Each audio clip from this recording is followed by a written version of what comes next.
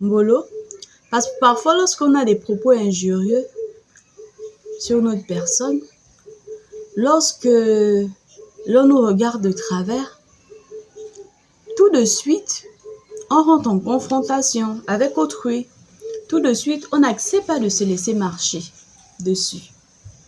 Et Daniel Goleman, dans son livre intitulé « Intelligence émotionnelle », nous apprend que si, à notre tour, nous avons ce comportement violent, c'est parce qu'on essaie de se protéger, c'est parce que c'est par instinct. On a ce comportement par instinct. On essaie, on veut se protéger. On veut mécaniquement se protéger. Chez les jeunes, la violence peut caractériser aussi un appel à l'aide. La violence peut caractériser aussi un mal-être chez le jeune. Un appel à l'aide. L'enfant ne se sent pas bien. L'enfant ne sait pas comment t'interpeller. L'enfant est à bout. Il ne sait pas comment dire à sa maîtresse, comment dire à son professeur, « Madame, j'ai mal ». Du coup, c'est un enfant, à chaque fois qu'on l'envoie au tableau, qui répond à son professeur. C'est un enfant qui se bat avec ses camarades de classe. C'est un enfant qui souffre, c'est un enfant en détresse. Et pour reconnaître les signes d'un mal-être chez le jeune, Noël Peleton, dans une de ses vidéos YouTube, nous expliquait qu'il y a 3 catégories de mal-être. Il y a le mal-être d'abord dans son corps, chez le jeune. C'est un enfant qui aura tendance à ne pas se sentir bien dans sa peau. Je suis trop noire, je suis trop claire, je suis trop grosse, je suis trop mince, j'ai les joues trop enflées.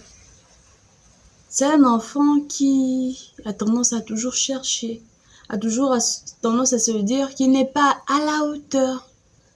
C'est un enfant qui cherche par tous les moyens à être à la hauteur. Et il vit cette étape de façon tellement difficile que, au lieu de l'exprimer avec les mots, dire à ses parents que je ne me sens pas bien. Parfois, il y a des enfants qui le disent, maman, j'ai la peau trop sombre. Malheureusement, parfois, nous les mamans, on ne suit pas très bien. On ne voit pas que l'enfant est en mal-être. On ne voit pas que l'enfant est en détresse. Parce que nous, parfois, on ajoute, oh oui, tu es vraiment noir, hein? Je vais te changer le crème. On n'amène pas notre enfant à s'accepter tel qu'il est. Au lieu de ça, on l'enfonce et on ne sait pas si, à l'école, il est déjà sujet de moquerie. Donc, du coup, cet enfant qui vit mal son corps, une fois que quelqu'un va juste faire une blague là-dessus, vous voyez qu'il va réagir de façon très violente. C'est d'abord quelqu'un qui a un mal-être. Donc, ce sera comme la goutte d'eau qui va venir faire déborder le vase. Dans la deuxième catégorie, il y a le mal-être relationnel. C'est quelqu'un qui a du mal à trouver sa place ou qui ne se sent pas à sa place. Il ne se sent pas intégré, il ne se sent pas apprécié, il cherche. Dans son cercle familial, si c'est à la maison, il a l'impression que maman ne m'aime pas. Donc, du coup, quand vous êtes ensemble, en famille, ça rigole, c'est un enfant un peu timide, il ne dit rien. Pourquoi tu ne dis rien? Je ne sais pas quoi dire. Il a un mal-être. Il souffre. Mais il n'arrive pas à vous dire qu'en fait, je cherche ma place. Je ne trouve pas ma place. Cet enfant à l'école, avec ses camarades de classe, nous sommes toujours dans le domaine relationnel. Avec ses camarades de classe, c'est quelqu'un qui a du mal à avoir même des amis. Il n'arrive pas à se faire des amis. Pourquoi? Parce que le relationnel, la relation avec l'autre, la relation avec autrui, il a du mal à s'émouvoir là-dedans. Et c'est un enfant violent. À chaque fois que tu vas essayer de sourire, au lieu d'esquisser un sourire, parce qu'il a l'impression que tellement il n'est pas à la hauteur, la relation, il aura envie de trop bien faire, ou bien il est dans la crainte totale que souvent ça va aller en frite. Dans la troisième catégorie, il y a le mal-être dans l'apprentissage. C'est un enfant qu'on a toujours, sur qui on a souvent crié dessus. Ou c'est un enfant qui se limite, qui se dit qu'il n'est pas assez intelligent. Je ne suis pas assez intelligent. Donc, du coup, il a du mal même à étudier. Allons étudier. L'idée même d'étudier, pour lui, provoque comme une sorte de blocage. L'enfant rentre en confrontation avec son éducateur, sa maîtresse, son professeur. Il n'a pas envie d'étudier. Il rentre en confrontation avec sa maman. Il est perpétuellement en confrontation. Ne jugeons pas les enfants, ne jugeons pas